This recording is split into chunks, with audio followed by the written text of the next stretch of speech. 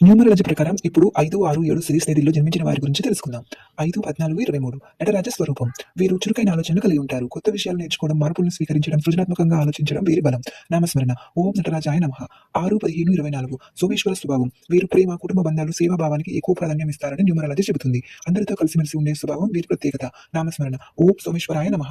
7, 16, 25 అర్ధనారీశ్వర స్వభావం. వీరు ఆధ్యాత్మికత, సహనం, సమతుల్య ఆలోచన కలిగి ఉంటారని న్యూమరాలజీ చెబుతుంది. ఇతరులను అర్థం చేసుకునే గుణం ఎక్కువగా ఉంటుంది. నామస్మరణ ఓం అర్ధనారీశ్వరాయ నమః. మిగిలిన 8, 9 సిరీస్ తేదీల గురించి పార్ట్ 3లో తెలుసుకుందాం. న్యూమరాలజీ ప్రకారం ఇప్పుడు 5, 6, 7 సిరీస్ తేదీల్లో జన్మించిన వారి గురించి తెలుసుకుందాం.